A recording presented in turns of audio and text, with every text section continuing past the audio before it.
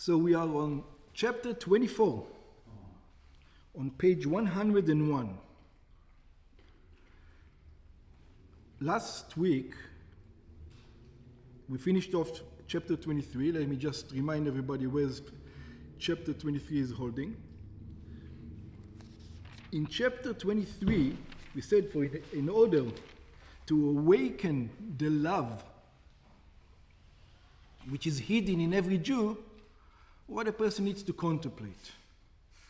And we said he needs to contemplate the fact that every time he does a commandment, he brings down a limb of God down here to earth. He's creating godliness. He's bringing the so-called body of God down here to earth. Every commandment correlates to another limb. There's 248 commandments, and a human body has 248 limbs.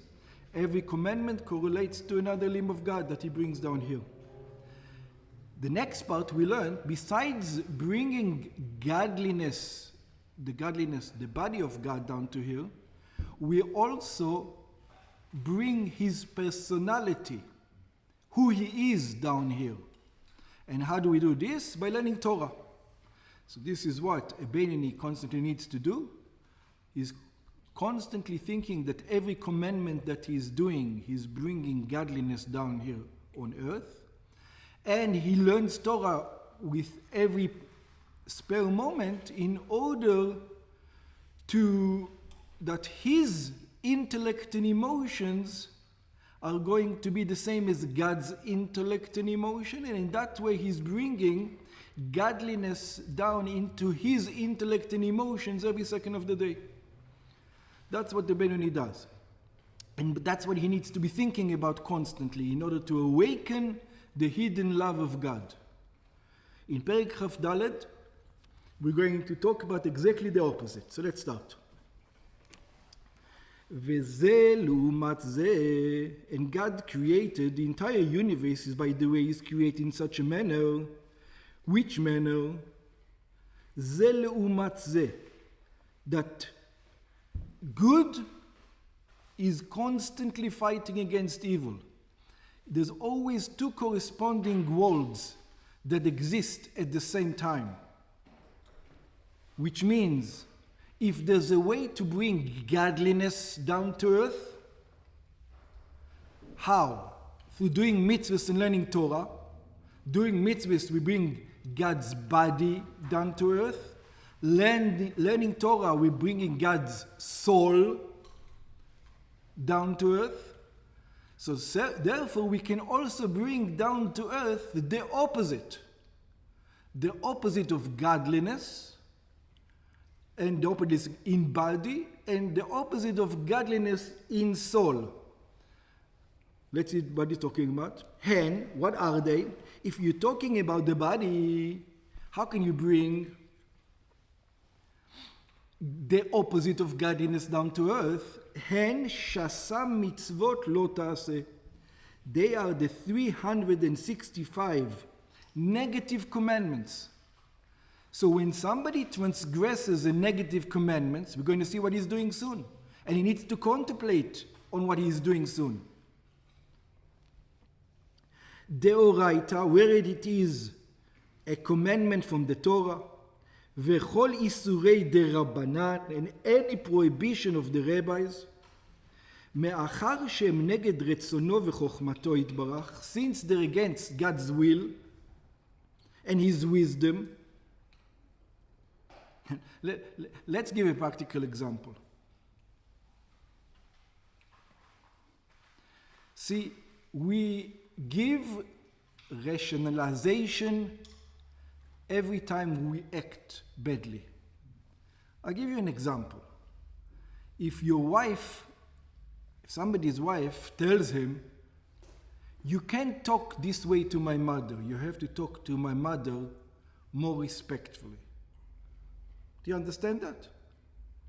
And if you're a good husband, hopefully you're going to do it. Right? You're going to speak to her mother more respectfully. Even if the mother-in-law, I don't need to make some jokes about mother-in-laws right now. Everybody knows what a mother-in-law is. You need to still respect your mother-in-law, no matter what. And then your wife tells you, can you take out the garbage? And what's your, I don't know about you, your immediate response, my immediate response, wait 5 minutes. When I go out of the house, I'll do it. Yeah? We don't do it. In other words, we rationalize that it's not important. Doing my wife's will, when it comes to talking to her mother, that's important. But taking out the garbage, we rationalize, it's not important. What's going to happen if I'm going to take it in 3 minutes from now? The world's going to end? Right now I'm doing something. It can wait for 3 minutes and then I'll take out the garbage. What's the big deal? What we forget is that for your wife, it doesn't matter. It's her will. She wants you to talk nicely to her mother-in-law, and she doesn't want the garbage in the house right now. That's why she told you, take out the garbage. If you respect your wife, you can't say, I still respect my wife, only keeping the first one with the mother-in-law and not keeping the second one. What if you don't keep the second one, what does it mean? You don't really respect your wife. You didn't listen to her when she take out the garbage. It means you don't respect her. If you would respect her, you would do it immediately. You don't think that her will is so important. Yeah? You have your will, I have my will. Your will is not so important, so it doesn't out-trump everything. When it comes to important stuff, I'll decide. Yeah. But if garbage right now, it can wait for 2 minutes. What's going to happen? Oh, it doesn't matter if we go against Hashem in a mitzvah deoraisa or a mitzvah of the rabbis. It doesn't matter. It's God's will. Whatever God's will is, we can't make an... I'll give you an example. Not wearing wool and linen together. Big deal. So I wore wool and linen together. What happened? The world died. Somebody died. I wore wool. I have some linen and I'm going to put it on my shoulder. Big deal. What happened? In other words, in our mind, when we do something wrong, we always rationalize it. We say to God, what happened? Wait 2 minutes. Nothing's going to happen. You know? The world didn't end. Nobody died. That's what we claim. We're going to see that for God, it's the end of the world. God, the way we're looking at it, and remember, I said this thing 100 times. Is this the way you're supposed to look at life every day? No. It's one of the tools that is going to be a very, very extreme tool for extreme circumstances. You're about to do a negative commandment, it doesn't matter which one. Now bring this tool around. You won't be able to use it every day, which we're going to see later on. But it's a tool to use to think about the world. Everything is either God's will or God's not will. That's the way we're going to discuss it. Shehem, all these things that God said not to do, what are they? Neged rotzono v'chochmato yitbarach. They're against His will and they're against His wisdom. It's against His intellect and it's against of His will, what He wants, even if they don't have intellect. Vehefcha mamash, and they're the opposite completely. And therefore, if you do a commandment, what happens to you? You become united with God's body. If you learn Torah, what happens to you? You become united with God's soul. And if you do the opposite of a commandment, what happens to you? והם נפרדים מייחודו ואחדותו יתברך. The person or those negative commandments are separated from God's unity. You become separated from godliness. That's what happens. When you tell God, I'll take the garbage in 2 minutes. Or woolen linen, big deal. Yeah? I see a big difference when wool and linen, when you clearly violate a commandment, versus time. There is a range, when should we put fillings? get upset like your wife if you don't do it the first time you have a chance, or you want to have whatever you want to do before you put feeling? Yes, he does. So you should do it As quickly as when your wife asks you to take out the garbage. Yeah? What's the reason you don't take out the garbage? Because you tell her, my needs are more important than your needs. I says, I also have a life. It's not only about you. It's always about me. I'm doing something right now. It can wait for 2 minutes. Nothing's going to happen. Saying that to God, it's a bit different. Imagine the king come over to you and he tells you, I need this done. You tell, excuse me, king, I'm busy with my thing. When I finish he gives you a commandment, you go and do it. Same thing over here. By the way, even for the wife, the reason why most wives, the fights in the house of most wives, it's a sign of respect. If you don't take out the garbage when she tells you, you're showing that you don't respect her. And it doesn't matter how important the thing is. It doesn't matter how important you think. You can be saving a life. It doesn't matter. You're a doctor. It doesn't matter. You didn't take out the garbage when it means you don't respect her. In her mind, that's the way it translates. And that's what causes a lot of friction in households. And it's true, by the way. It is true that it is a sign of disrespect. Most guys, when they don't do it immediately, it's like what he's saying. It's a power struggle. Why should I do it right now? I'll decide when to do it. Well, I'm on a phone call with Jerry, I tell my wife I'm on a phone call. Is it urgent? At least my wife said, you manage her expectations. I'll do it. I know it's an extreme example, yeah. So the important thing, if you don't do it right away, come and say, I need to finish an urgent text. Have a single life first. Yeah, exactly. There are hierarchies. There are hierarchies to what you need to do. But if you look, usually, it's not because you were in the phone with Jerry. Usually, it's because you could have stopped and you didn't stop, and that's why they get upset. Usually, that's the case. Is it fair to say that doing the mitzvot brings you closer to God, and doing the prohibitions brings you farther away from God? It's more than what you said. Doing the commandments unites you with God. It makes you one with God. It's not just close. It's one with God. And doing the negative commandments separates you from godliness. We're going to see what it means to be separated from godliness. Hanikra avodah zara. This is called idol worship. So let's look at the way he's looking at the world. Every time a person transgresses a negative commandment, he's doing idol worship. It doesn't matter if it's a small one or a big one. In your mind, everything can be small. Wool and linen, big deal. Ve'elokim acherim, it's called idols, other gods. Why? Mechamat hester panim shel ratzon ha'elyon kanizkar lemala. Like we mentioned before, it becomes on the level that God hides his face. You remember? We said that God enlivens this physical world in two ways. To some things he enlivens face to face.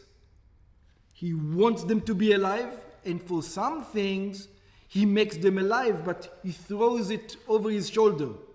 Like, okay, take it. I need to feed you for some reason. At that moment, when a person is doing a negative commandment, he gets his life force. He's alive. From where? From which energy? From the energy of, here, take it. You remember the example I gave you about when Eichmann was caught and there was a woman who's cooking for her son. She's also cooking for him. Yeah? But she's giving to her son because she wants her sons to live. And she's giving to Eichmann food.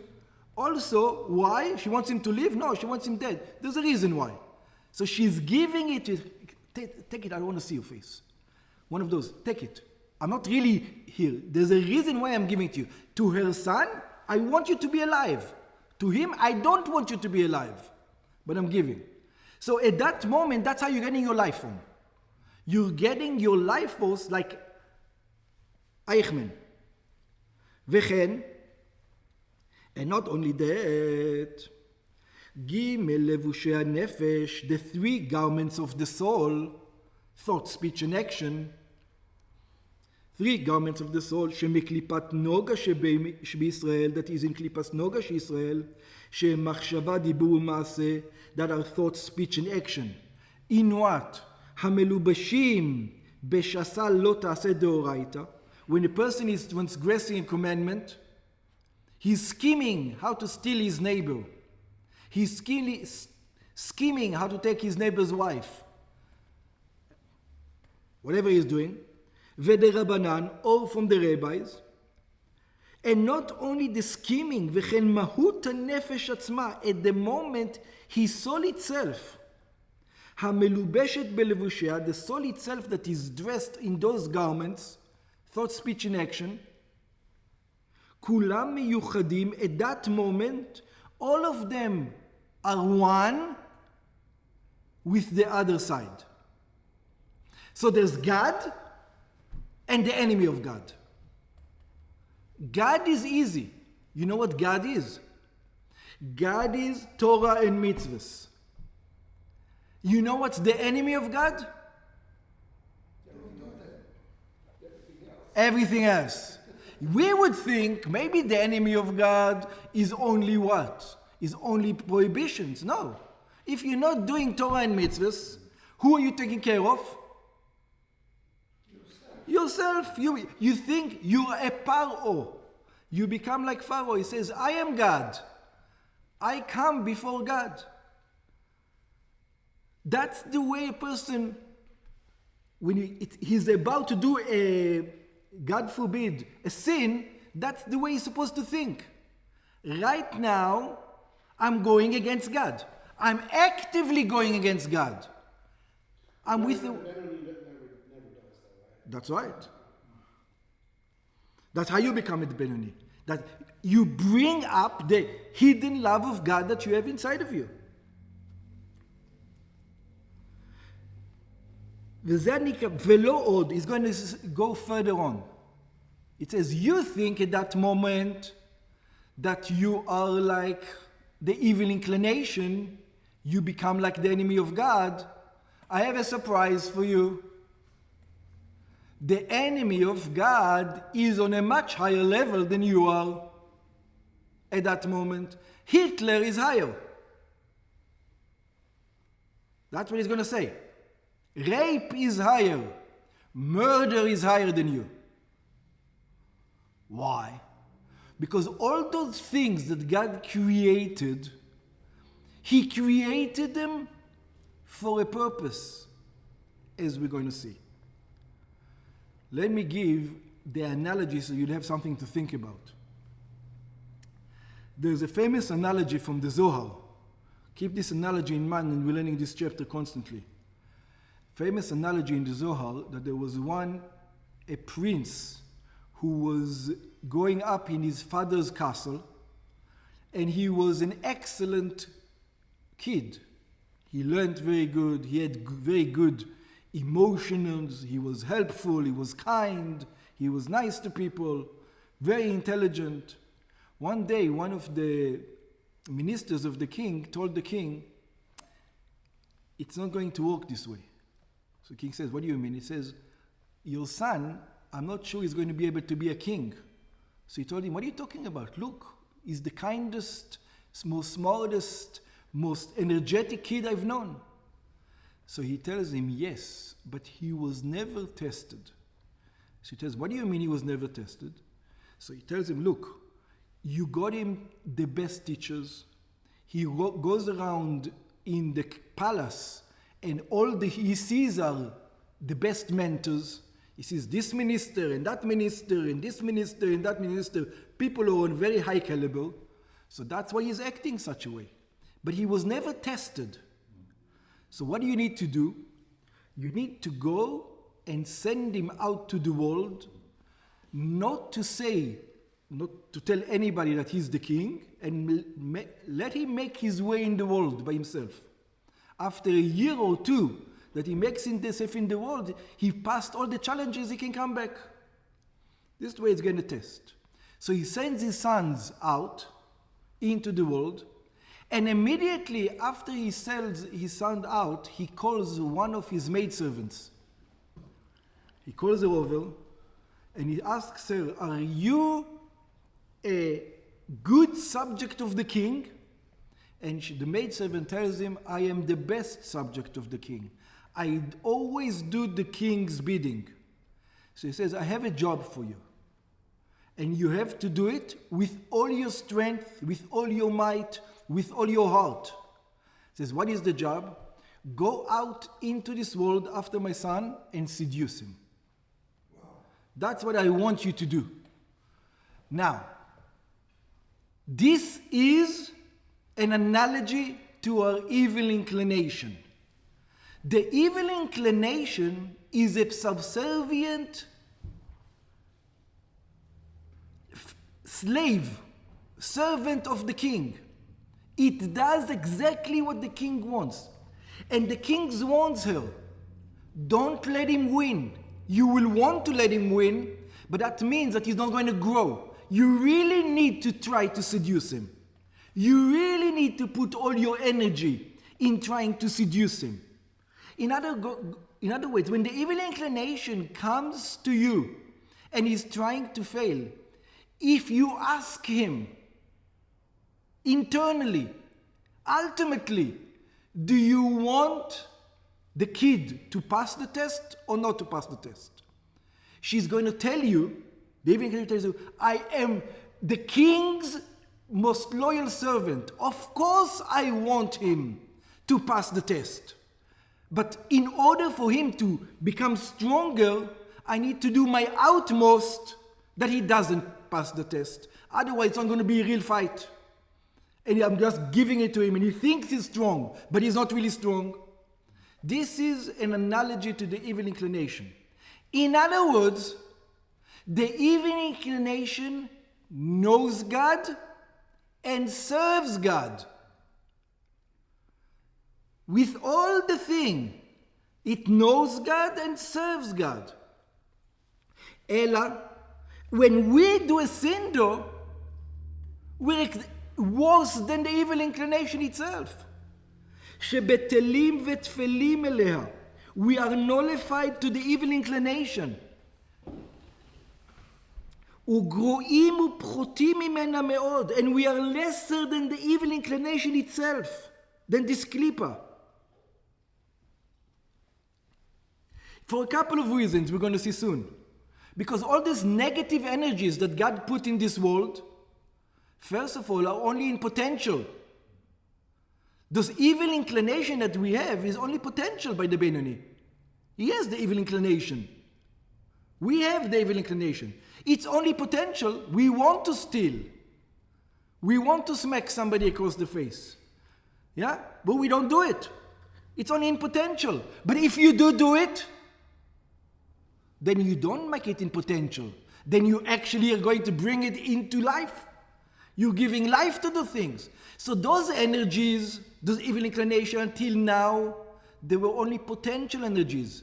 When we do them, we are worse than them. They are there for a reason. What's the reason they are there for? To make us stronger. And when we do the sin, God forbid what happens, we become worse than the evil inclination. Because the evil inclination ultimately doesn't want you to sin. It will do utmost to make you sin. Just like this maidservant who was sent after the king, after the king's son, to seduce him. She doesn't want him to sin. She wants him to grow up as a good king. But she has a job. Her job is to test him. And test him with all the might. Because otherwise he's not going to grow good. כי היא אינה מלובשת בגוף חומרי.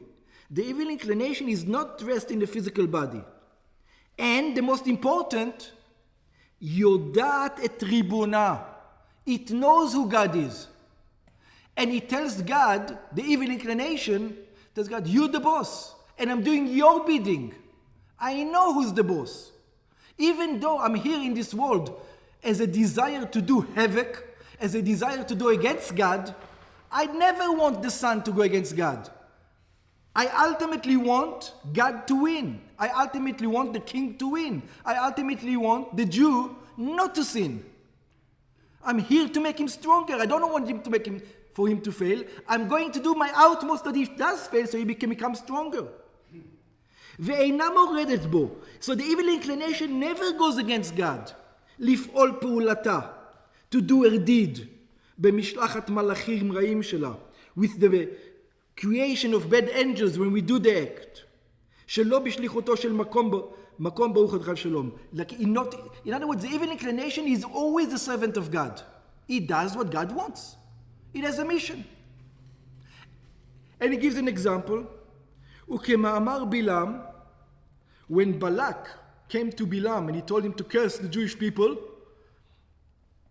what did Bilam tell him? The evil Bilam told him, לא אוכל לעבור את פי הוויה. I am not capable to go against God. He is the personification of the evil inclination. And he tells him, I can't go against God. I can do what God wants. I can't go against God. ואף שנקרא עבודה זרה. So if they can't go against God, then the question is, so how can we call them idol worship? The servants of God. They're faithful servants of God. Yes, they are faithful servants of God that wants you to do what? That are trying to bring you down constantly. ואף שנקרא עבודה זרה, so even though they want to bring you down constantly, they're doing it for a good reason. They're saying, you know who's my God? God is my God. I'm doing it for God. God told it to me. This is the way I'm going to make you stronger. Are they really trying to bring you down, or are they just testing you? They're trying to test you with, yes. Ultimately, they're not trying to bring you down. Ultimately, they're trying for you to pass the test, to be able to become a king. To give you the strength to become a true king. Not what you think a king is right now, because you never struggled. You need a real struggle to become a true king. That's their ultimate goal. So Abraham's test could be explained that way. Every test can be tested. Because God knew he passed the test. Abraham didn't know.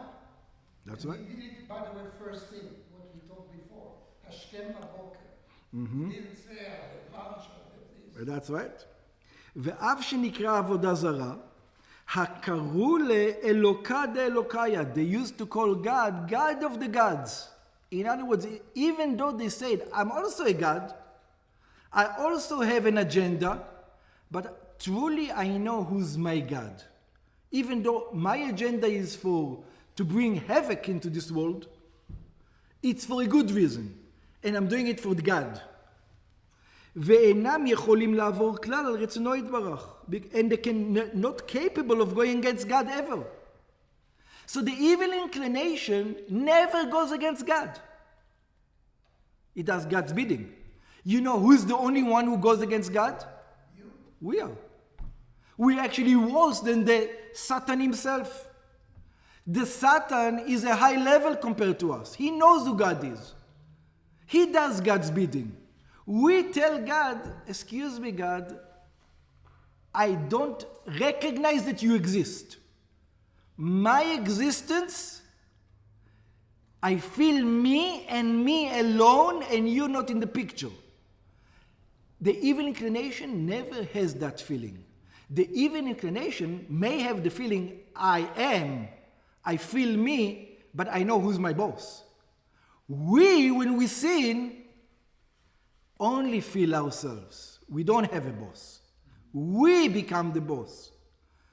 You remember the analogy I gave in the beginning for the garbage? If you go deep down in your soul, the reason why you don't take out the garbage when your wife tells you, it's because I am the boss. You don't tell me what to do. Yes. Or in another way, my head would be, I'm number one. That's right. That's right. Or it could be the boss, but That's right. Same thing. God is not number one. That's right. When we At that moment, we're not even thinking that he exists. Well, you could. Yeah. No, if you could, then you would be the Satan. The Satan, because he knows God exists, because the Satan knows that God exists, at that moment he says, I have to do his bidding. He cannot go against. That's why the Satan says, I cannot go against him. The fact that we can go against him means that subconsciously we don't have the realization that he's the boss, that he even exists. Okay, I follow you. Yeah? To me, I mean, not to get too personal, it's a selfish thing, though, Yeah. potentially. Yeah. God's one, God, okay, now it's I'm number one. And then we mess up. When you think I'm number one, you're saying there's two levels here. Let's discuss these two levels. It's very, very good that you brought it over. There's a level where you can say, God is God, I am me, right? I am me, I also exist. That's the level of the evil inclination. It feels its existence, but it knows that there's a boss. We feel our existence, and we don't recognize that God is the boss. Not only we don't recognize that God is the boss, we don't even recognize at that moment, we don't even recognize that he exists. Forget the boss. He's out of the picture completely in our mind. And what he's going to say in this thing, it says, that doesn't, you remember, which we're going to discuss soon, if we have time today, if we're going to get to it, you remember that hidden love of God that is hidden in every Jew, that a person can bring it out and then not go against God ever. Because if he does go it, everything is idol worship for it. The problem with us is that not everything is idol worship for us. We don't look at this world, so like I said before, so I wore wool and linen together. What happened? Do we feel that it's the end of the world? It is the end of the world. We are taking a knife and cutting God out of our life at that moment. Or we are severing, this is what the word karet is. We are severing the life force that gives us life. We're cutting it off. We're saying to God, we don't want that life. We don't want that life force that gives it to us. Feed us like a zombie. You remember the zombie, the clipper? We want to be dead. We want to get the energy like a zombie. Feed us like that. That's what we tell God. I have victories every once in a while, but it doesn't feel. It would be easier if I felt like a glowing something when I have that victory. At that moment, when I beat the inclination and I do the right thing, I wish there could be like some kind of a magical feeling, that would encourage me to continue in that path. I'm just saying, no, I'm not. Since, yeah. When you're with your wife, and something that happens, and you want to do it again. I don't know, something like that. Yeah, since you brought that example, I'll give you just a clue how to treat those kinds of feelings. Whenever we do a sin, any sin, it doesn't matter. As long as we know it's a sin, obviously. After the sin, what do we feel? Bad. There is a bad feeling. What an idiot. Why did I need to do that? Why did I need to do it? I shouldn't have done it. I was weak in the moment. How many times did it happen to you? How many times did it happen to you that you did a mitzvah? It was very, very hard. And afterward you felt bad. Never. Think about what I just said. That's good. Think about what I just said. That's a good reward. Okay. Because I get disappointed in myself. Yeah, think about what I just said. But when I I have the victory, I don't have that feeling. So there you go. That's the reward. Okay. Most people that violate mitzvot, when you ask them why did they do it, they say, oh, God doesn't care. Exactly. I light candles after Shabbat, punished by death. That's a fire, not even Zoom. It's not debatable. I took a match and I said, wow, I did a huge mitzvah. I was late from work in the winter and I was lighting Shabbat candles. You don't recognize that God is the boss. That's exactly. He's the boss, but you think he doesn't care. That means that you don't recognize that God is the boss. His will is not so important. The fact that he said to do it during daytime is not so important. Okay, God is, the same thing that you ask about the garbage. So I'm going to do it 5 minutes from now.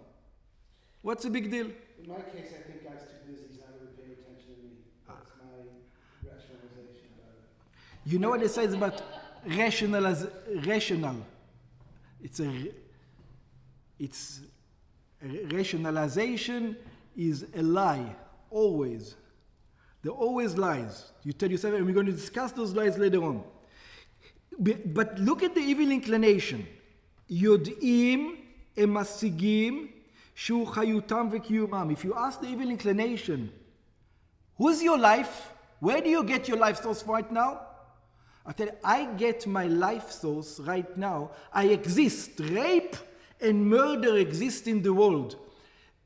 I covet my neighbor, to covet somebody else's wife exists in the world. You ask that feeling, why do you exist? It says, because God enlivens me right now.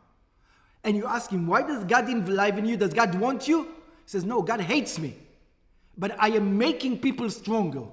That's why God exists. That's why I exist in this world. Yeah? At least he knows where does he get his life from. He feels, he gets his life force from God. שיונקים מבחינת אחוריים דאחוריים של רצון העליון, ברוך המקיף עליהם. They feel God is my existence. God is feeding me life right now. They feel the godly life coming to them right now. אלא שיניקתם וחיותם שבתוכם מבחינת גלות בתוכם. And since they are against God, in essence, rape, murder, pillaging, whatever it is, yeah, the godly light inside them is considered to be in exile. להחשיב עצמם אלוקות. Says, I also exist. I also am important. Rape is also important. That's the way they feel. Why? Whatever reason. It makes people stronger. והרי זה כפירה באחדותו. They're going against the unity of God. אבל מכל מקום, but nevertheless, אינם וכיחשו בהשם לגמרי. It's not like they say, God, you don't exist. They never said to God, you don't exist. ולומר לו הוא, and to say to God, you don't exist. אלא דקראו לה, but they call him, אלוקה דאלוקיה, God of the gods. דהיינו, חיותם וקיומם הנמשך ויורד עליהם מרצונו יתברך. They feel that their existence comes from God. And since they feel that their existence comes from God, imagine a photon. Yeah? A photon always knows that without the sun, he's going to disappear. He has that feeling, even though he's a particle. So would the photon put something between himself and the sun? Never. Why he would not do it? Because he knows he's not going to exist. Even though he feels like a particle. He doesn't feel like a wave. He feels like a particle. He feels like I exist. He will never put something between himself and the sun to cut off the light, because it knows that my sustenance, the fact that I exist, that I'm a particle, is because I'm connected to the sun. At the moment I'm not going to be connected, I'm not going to exist anymore. It feels it. Unfortunately, who doesn't feel it? We don't feel it. That's the problem. And what he's going to do in this chapter is going to tell you how are we going to bring you into thinking that it's always there, that if you do it, you go against God? Yes. Not to get too personal, we don't feel it all the time. Okay. Okay. It's life-sustaining, but at times you kind of either, you don't ever forget about it, but you kind of, whatever. Okay. But that separation. Very good. Say it's me time. Yeah. Let's take the famous example that I always give, the guy who's not religious. On Yom Kippur, he comes to shul, he ate, he drank, he drove to shul, he did whatever, and he comes to shul, and they put bacon when he reads the Torah, and he says, I can't do it. You tell him, but you ate bacon this morning. He says, yeah. You're going to eat bacon tomorrow. He's going to say, yeah, but now I can't do it, because now I feel that if I do it, I get cut off from God. The truth is that when he ate bacon yesterday, he was also cut off from God. Oh, but he didn't feel. That's why we're capable of sinning constantly. We don't feel that it's cutting us off from God. We don't have that feeling. The way to be like the proton is to imagine that Hashem is right on your shoulder 24 hours a day. That's right. Watching you. That's right. That's the only way to do it. That's right. You can't live without God. That's the only way to do it. That's right. ולכן, but we're going to get to that also. Is it feasible? Is it feasible? So we're going to get to that. Over here, first of all, it's going to be a very hard sell. By the way, these chapters 18 to 25 are very hard sells. He's not going to tell you to do it later on. You're going to see. He tells you you can use it as a tool sometimes. You won't be able to use it as a tool in everyday life. It's not going to work. He's going to explain why it's not going to work later on.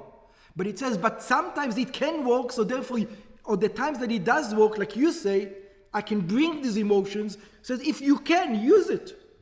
When you can. ולכן אינם עוברים רצונו יתברך לעולם. And therefore, the evil inclination never goes against God. It feels its life force is from godliness.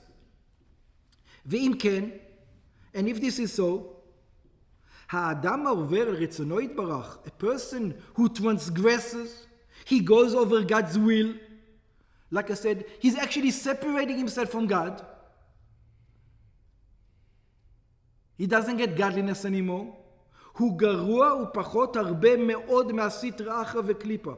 He's much less, he's much lower than the evil inclination, than the klipa. הנקראת עבודה זרה. By the way, this is just something, a society issue. You can think about it. It's very interesting. Jews, when they are righteous, when they do righteous things, become almost godlike.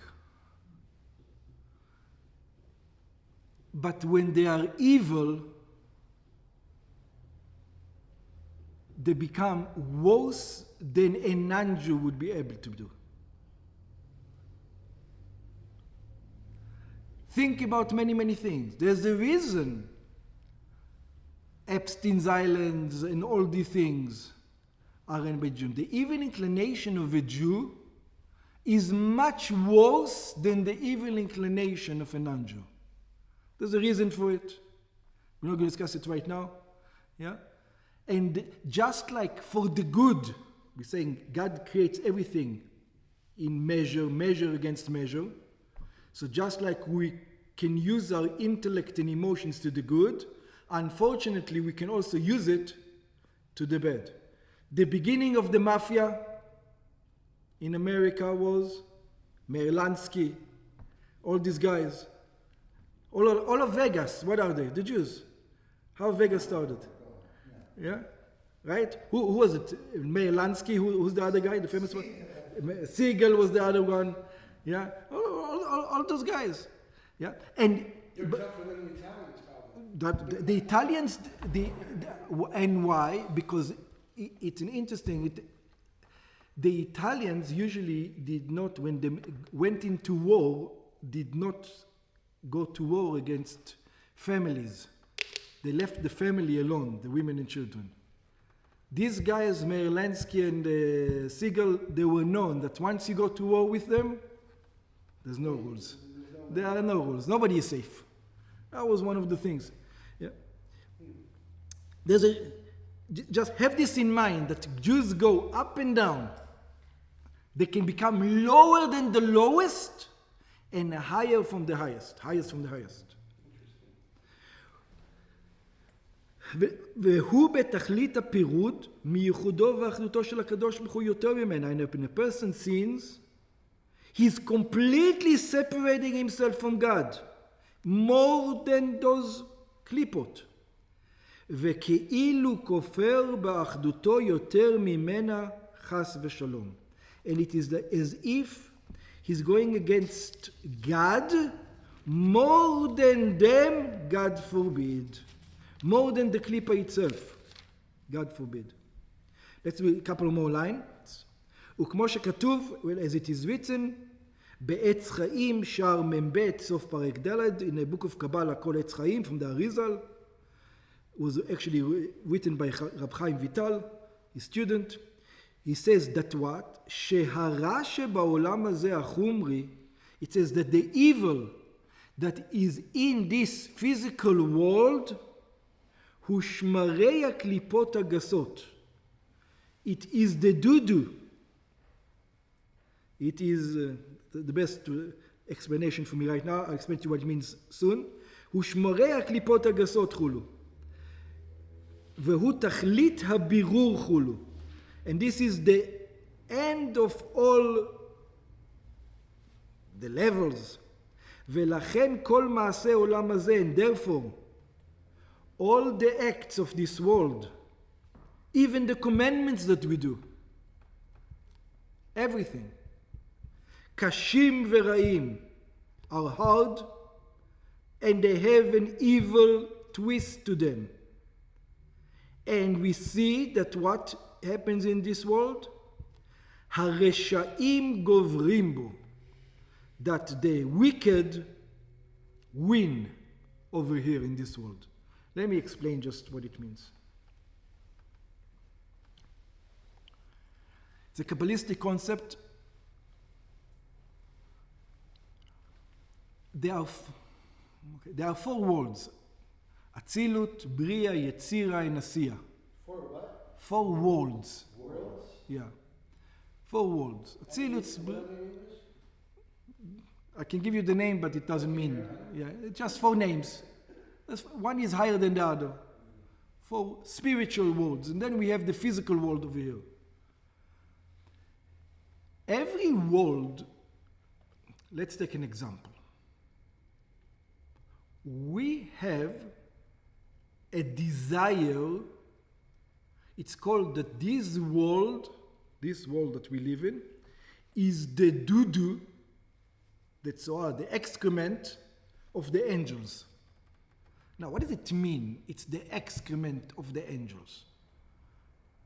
So it means as follows. We have desire for food, good food. For give you God now good wine and a nice steak and some French fries and hamburgers, whatever I'm going to put over here. You look at these things and you want what in them? Why do you desire them?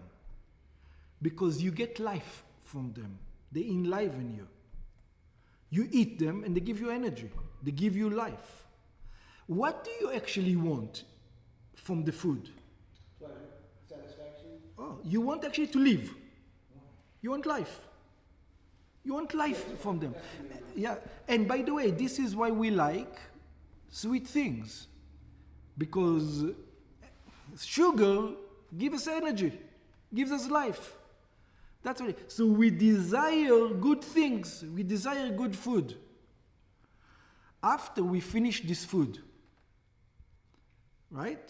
We finish this food, the desire, to take the life out of it, and the negative part of the food, what we don't want, we call it what the excrement is, what we push away from our body, is not the life part. It is the disgusting part. We don't need that. and we push it away from the body. At that moment, where it goes down into the field, there's a bunch of beetles and flies who look at this and they run over to it and they go into it and they have such a desire for it. Why?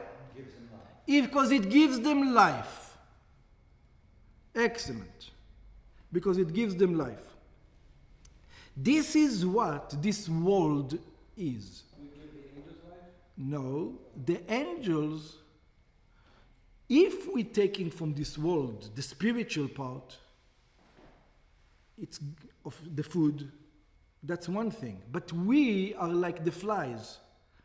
We want only the in other words, if you're eating the food in order so you have life, so you can serve God, it's excellent.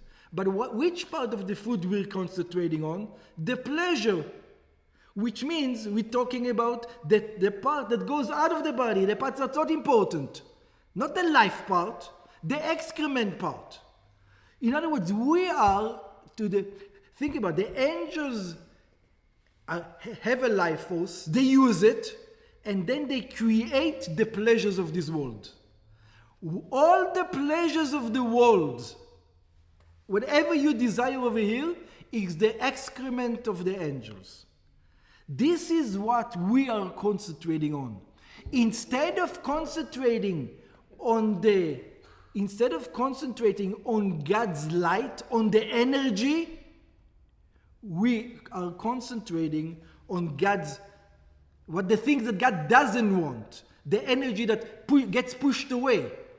Like dung beetles. That's exactly what we are. And when it comes, we go into it. We completely, we like dive in, like in Donald Duck, how he dives into the things. We dive into it. And the best thing in the world, the best thing in the world. That's what we do. Instead of seeing what the thing is itself. So, and this is the reason why everything in this world, every good action that people will do, there's always going to be tinges of evil in it. I'm not talking about tzaddikim, people like regular people like us. We don't do an action without a tinge, or sometimes it's more than a tinge, of evil. So it's never pure. To give you an example. It's an example that I give most people. For most people, it's hard.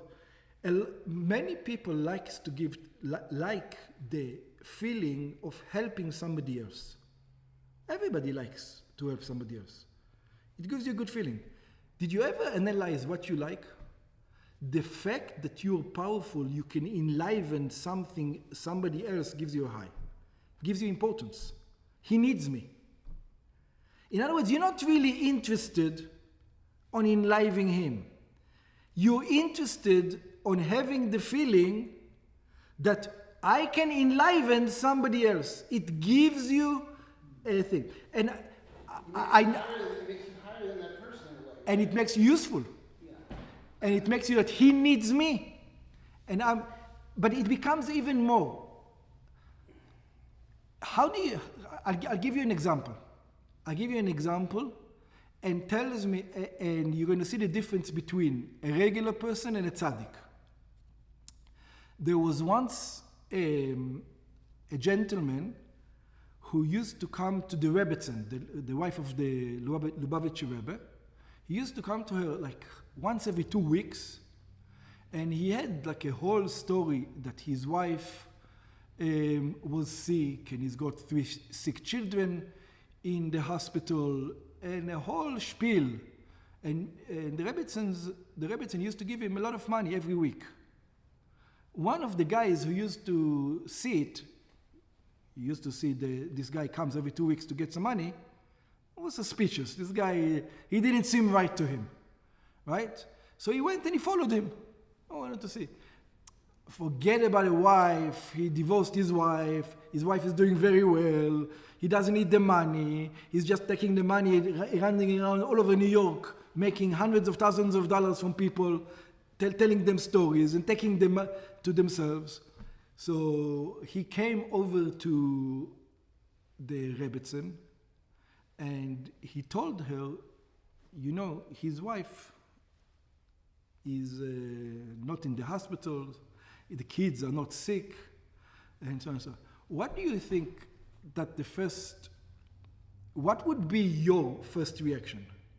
My first reaction, this guy pulled the wool over my eyes. You know what her first reaction was? Thank God. Thank God what? Thank God his wife is not in the hospital. Thank God his children are not sick in the hospital. That's the first reaction.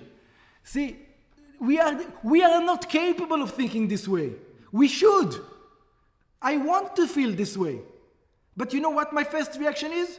I got screwed over. This guy next time, I'm going to do to him. That's our first reaction. This is the difference. This is why things in this world, even the good things that we do, I don't know how good they are. Take another example. Imagine every time you gave charity, you helped somebody, you felt as if, it didn't happen, you just felt as if you killed your son. Would you keep on giving charity? And the answer is, for most people, I don't know if I would. Truthfully, I don't know. I don't want to pass the test. I know I should be giving charity no matter what. My feeling is unimportant because charity is important. It's a commandment and I need to fulfill it. But if I'll be able to pass the test, I don't know. It's hard. In other words, why are we giving charity? Not because it's a commandment and we trust in God and we know, because it feels good. It makes me feel greater than the other guy. It makes me feel good. I'll give you another example of giving charity to some people. Not all people, but to some people. You go to a restaurant, and on the way to the restaurant, there's a homeless guy sitting right, next to the restaurant. He's telling you, "I'm hungry." And many times you take out $5, $10, and you give him $10. Hey, go buy yourself some food. Now, what's actually sitting? If you deeply analyze oneself, it's a possibility that you wanted to give him the money. But there's another possibility. What's the other possibility? I'm going to go right now into the restaurant. I'm going to know or even see through the window this poor guy is having a hard time. He just asked me, I'm going to feel guilty eating when he's there. You know what? I want to eat without guilt. Here, take $10. Now I paid my guilt. I don't need to feel guilty anymore. Now I can go and I can sit down in the restaurant and I can eat like a mensch. I can actually enjoy the food. Otherwise, how can I enjoy the food? That's my motivation for giving in a lot of situations is to avoid the guilt of not. And this is what he says. It's not yours. This is the world we live in. I'm experiencing the situation right now. Yeah. This is the world we live in. This is what it is. We're going to stop over here. So good, Rabbi. It really makes my mind think about things I never thought about before. I didn't realize that would be Falling asleep? Yeah, especially because you sat.